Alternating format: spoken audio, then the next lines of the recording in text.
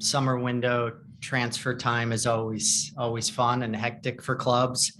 But I want to touch on just the foundation of the club, the pathway, player pathway, and point out a couple of success stories we've had. Our U15 team won the MLS Next Cup, national champions. Congratulations to Victor Pastora and his staff, all the players and hard work they put in. Our under 17 team under Javi Morales, GA Cup semifinalist. So that's two of our key teams having success this year, and to have such a young academy group and the talent here in South Florida, we're really proud of that group. Internationally with the youth, Edison Azcona and Boatwright qualifying for the under 20 World Cup and the Olympics. Huge feat for them, and having other players, the U.S. Players with Noah Allen. I think about the success of Noah Allen, Santi Morales, DeAndre Yedlin. So it goes through every level of our club. Yedlin joining the MLS as a homegrown player, and now being a key player leading our team. And then the exciting news of the two additions we have added in Alejandro Pozuelo and Coco Jean. So we're excited, and we think they're going to be exciting players for our team, and will help give us a push to challenge and keep improving the team. Yeah, afternoon. I just want to echo my congratulations to the under 15s, the under 17s, the 3 or 4 boys that have qualified for the World Cup, the Olympics. It's a big part of what we're trying to do at this football club. At the start of the franchise, I think the academy was probably up there with the most important things that we wanted to do. And 3 years in, and we're starting to win national tournaments and qualifying for semi-finals and getting players in national teams is probably, we're further on than what we expected. So we're super proud of all the work that's been done in the academy. In terms of the signings, I think what's important to say about the signings is that we've got already a fantastic group of players. And we're super proud of the way that they're competing at this moment in time, and Pozuelo and Coco joining is 2 more players to add to what we think is a really good young hungry team, a hungry group that hopefully can help us even more compete in a league. And with both signings, I think they've got great quality. You think about the qualities that's needed to be successful in this league. Without a shadow of a doubt, the final third is where I think the difference makers are. You look at the successful teams since I've come to the MLS, every team seems to have that game changer, that difference maker. And we hope that the 2 signings we've made, along with the fantastic front players that we've got, can give us more firepower, more goals, more assists, and can make us even more competitive. And we go now into another away game against Orlando, where it's going to be fiercely competitive. It's local derby. I think these games are getting more and more competitive. There's more rivalry, there's more intensity. The last US Open Cup game, I thought it was a fantastic game of football, even though there wasn't many goals. There's just competitiveness, and the rivalry is just getting better. So I look forward to the game at the weekend. We've got a fully fit squad. Nick Marsman's back in the squad. Gregory comes back from suspension, which is a massive boost for us. Ariel Laster's the other one that probably might just miss out. He hopefully will all be out for a short term, but we're assessing him today. So we're looking forward to the game at the weekend. It's we continue with that away game mentality. I tweaked the system a little bit against Dallas, but we know that the 4-3-3 is a system that we feel is our best. But the most important thing is that when you've got a team that scores late goals, that never knows when it's beat, that continues to go right to 96 minute, it's a quality that you can't coach. It's a quality that's just born from within, and that's what we've got to do on Saturday to get a result and continue to compete in this league. And we're going to go there and attack, and we're going to go there for the win. Before we go to questions, I wanted to thank a few people. As I said, this is a busy time of year, the transfer window, but Phil and his staff for the collaboration. The work of Nikki Budilic in particular, as Director of Soccer Operations, Mark Prezan, our scouting director, who's been all over the world looking at players live, meeting with them, Megan Cameron, and congratulations on your baby, Megan, and Sam Gregory, data analytics. He's been busy working on every player that we followed. So I want to shout out to that group of people who've been really busy this summer. And we'll get started with questions now. If you have one, please raise your hand. We'll get started with Michelle Kaufman. Hello. Chris, as far as Pozuelo goes, is there a commitment from both sides, either side, beyond this season? I know that his contract runs out at the end of the season. What happens after this season with him? Is there a commitment for him to stay longer? Yeah, Alejandro came on his contract that he's on. We have a few players that are out right now out of the club that are still on our budget and still having DP tags and other tags along with them that we have to see how they play out. And those decisions, we don't know yet. We don't know how that's going to play out and how that will open up spots. So we will have those discussions later in the year when we have more information. Is he interested? I mean, does he seem interested? He seems really happy to be here. Yeah, I picked him up last night at the airport and he's thrilled to be here and excited to contribute to the team. No questions in the room? If not, we'll go to the Zoom call. Steve Brenner and then Franco. What will he bring, Phil, do you think, Pozuelo? Just that extra sort of creativity in the final third you've been missing? Yeah, I think if you've obviously been in my press conferences and we've spoke about the game changers, the little bit extra quality in the final third, that the ability to put the feet, the foot on the ball and create composure. We've got fantastic speed in the team. I just feel at times we just need to slow down and put our feet on the ball and just take the extra pass. And I think what he brings into a youngish group, he brings great experience. He's an MVP of this league, and I feel as if it's a great statement. And I talk about the statement from within, the statement to the players that I addressed this morning about the level of competition, about the level of performance that's needed, about the level of their abilities to now stay in the team. But what I would say over the last 2 months is that the 5 substitutes that we've made have all won us the game. Substitute won us the game in the last 2 games. You think about Atlanta, you think about New England, Minnesota. I think we've added up 6, 7, 8 times substitutes have won us the game. So it's now become a 20-man roster. The 11 that start, not necessarily the most important players, because the most important players are those that come on and change the game for us. So we've got a really, really competitive roster now. And what Pozuelo and what Coco bring to that is great experience at playing at the top level. And they need to now produce their best form to get in the starting 11, in front of players that have been performing fantastic. Next question, Franco, then we'll go to Austin. If I could ask one for each of you. Phil, you just touched on Pozuelo. Where do you see him in your system? Or I know you like versatile players. I imagine you probably see him in different spots, but do you see him as more of a 10? Do you see him as an 8-10 hybrid like we've seen with Bryce? Do you see him out on the wing where he's played with Toronto? And then for Chris, you touched on other players being out on loan that, their statuses could be up in the air depending on what happens. Pellegrini's one, Pizarro's another. What are your outlook? How do you assess those players? And if I could ask you as well, since we haven't spoken to you in a bit, about Matuidi, what went on there? Was he bought out? Was he waived? Is he still an ambassador with the club? So I'm just curious as to how you guys work that out there. Thank you. That's about 20 questions, that. Where will he play? That was it, wasn't it? Yeah, where will he play? So he's a creative player.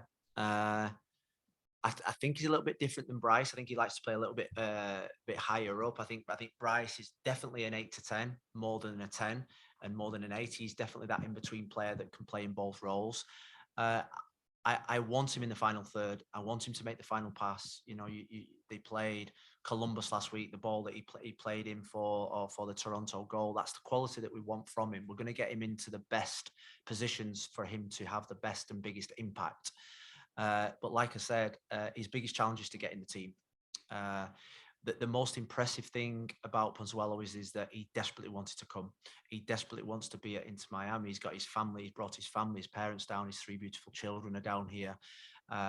And he landed late last night and he wanted to train this morning. He doesn't want to wait around.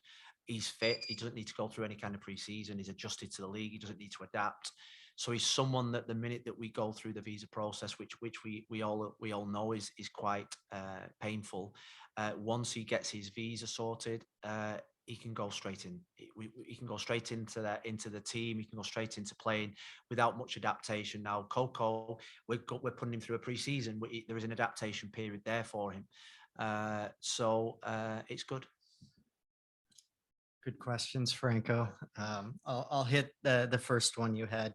So Pizarro, Pellegrini, also Carranza. You know, for us to have our players out at different clubs and playing well, I think all three are doing well. So we're happy about that. We all think those three players have great character and kind of fit the character of the Inter Miami player.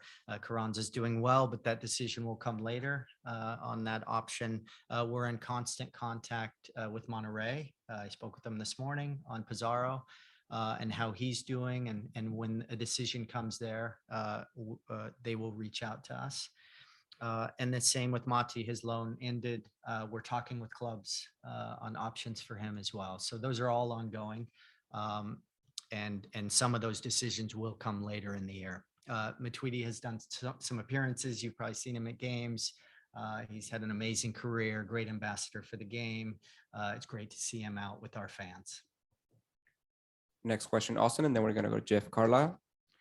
So I was looking back at some press conferences going back to last year and how many times you name dropped Pozuelo in times that you talked about Toronto and how good of a player he was and all that and how you admired him. And you've had a couple of admirational things for other players and coaches around the league. What is it like for you as a head coach to have the trust in the front office to bring in a player that you admire? Well, I think Chris named 3 or 4 people before: Nikki, Mark, Sam, Megan, who work incredibly hard in terms of providing lists of players, list of players that are available, list of players that fit into how me and Chris want this team to play. And then, you know, we go through an exhausting process of making sure we pick the right players. I think you can see with what we did in the off season, the types of players that we brought in. I think that was outstanding work by everybody in that recruitment department, because we didn't just bring in outstanding players, we brought in the right characters for our club. And Pozuelo and Coco fit the characters that we want. We wanted something a little bit different than what we'd already brought in.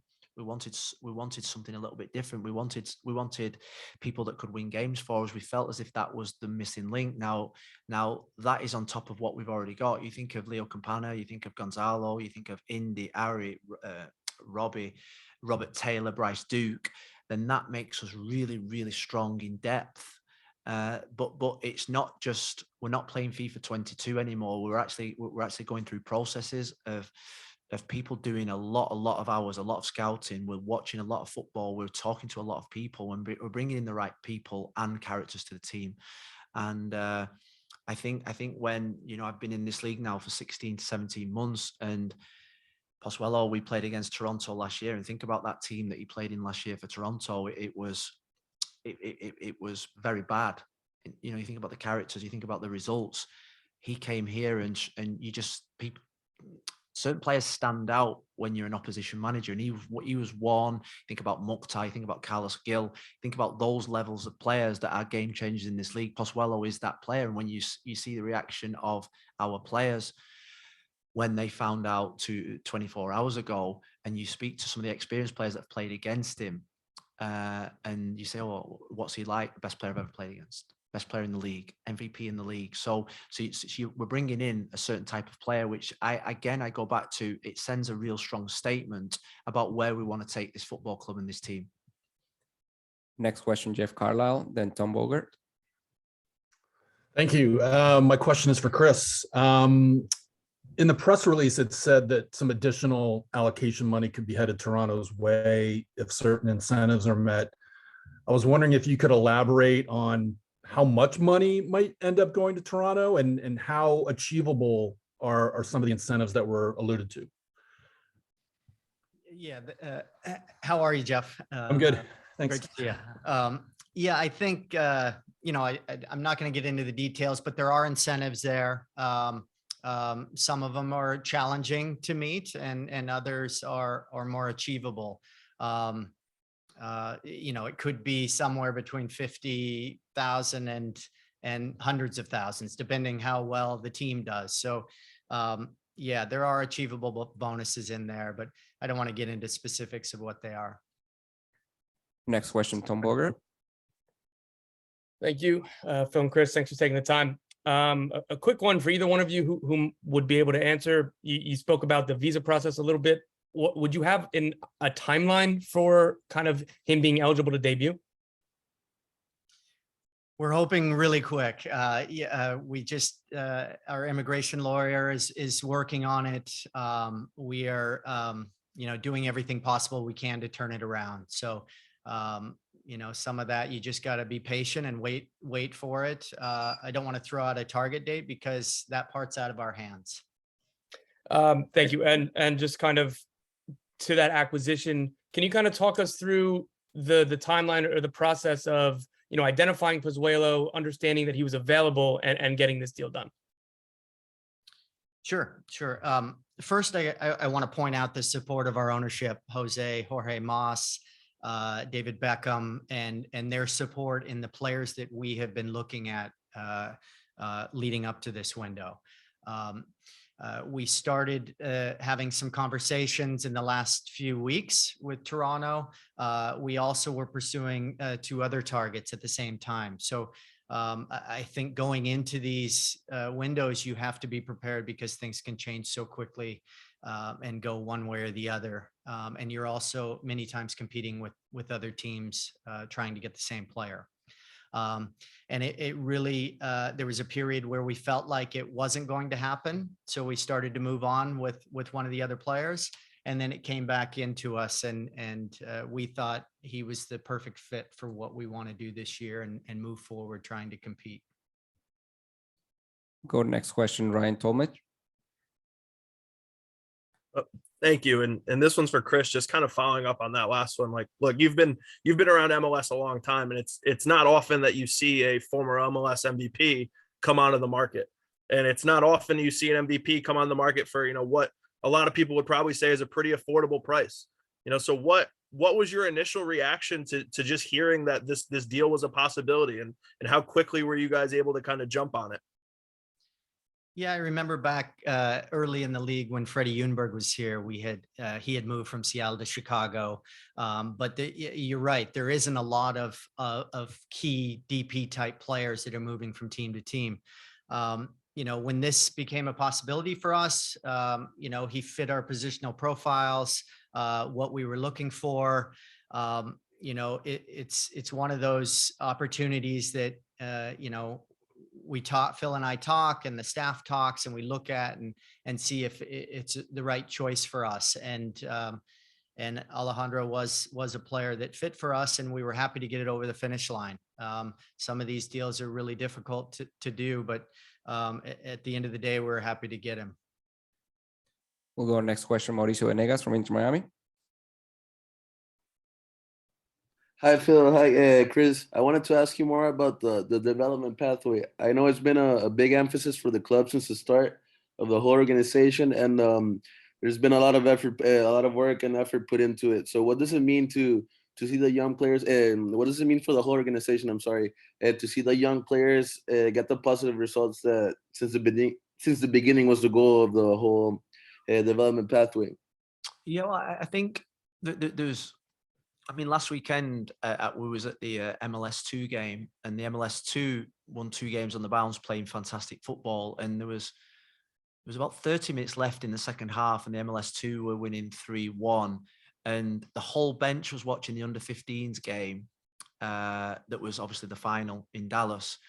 And I thought that was so powerful, that the support and how much it meant to everybody on the MLS2 had come through the system in the last 2 or 3 years. Obviously come through Javi's under-17s team into the MLS2 team. And we had the whole bench watching the under 15s game, watching the MLS2 game, everybody jumping up and down when we took the lead, everyone jumping up and down when it was 2-0, then getting nervous when it was 2-1. In the dressing room, I know Darren did sort of like his shortest ever end of match brief because we got the game on the TV, and there was great excitement throughout the whole club. And I think Jorge tweeted a couple of days after about how proud he was, and that's not fake. That's what it means to this football club. And you think about the progression of the under 17s players into the MLS2 team that all have his players, Tyler Hall, Ben Hart, and Colby, Miles, all coming through to the MLS2. The MLS2 players now training with us. We have 4 or 5 training with us every single day. There's a real pathway from the right at the bottom right through to the very top now, and there's great collaboration between every coach, between the academy and the first team, and there seems to be a real excitement now that we can genuinely think that in the next 4 or 5 seasons we can have more South Florida kids on the MLS roster. And I think that is the aim. Definitely speaking to David a lot, he wants to produce his own homegrown players. Noah's come through this year. We'll have more coming through next year, and the pathway is really clear. That if you're good enough, you'll get through. If you're good enough, you'll get through into that first team. And it's a big philosophy of its football club, and we're super proud. You know, the under 15s winning last week was equally as important as our point away in Dallas or the MLS2 victory against Chicago. We'll go next question, Jose Rodriguez. Thank you, Rafa. My question is for Phil. Phil, I wanted to ask you, how do you envision the team tactically, maybe a little bit more dynamic now? You can go through the wings, you can go through the middle as well. How do you plan on mixing both assets now that you have through the middle and through the wings? And alongside, of course, having a goal scorer like Campana at the top and maybe Higuain coming in at the second half. Tactically, can you explain a little bit what you envision with Pozuelo in the starting lineup? Thank you. Well, I think, Jose, I think we need to score more goals for us to achieve what we want to achieve this year.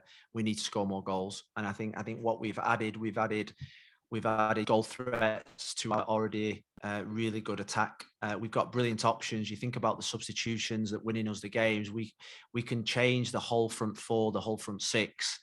You know, during the second half or during games, and we can change with real quality. We've got real depth now from our bench. We've got real depth in our squad, and we've got players that will.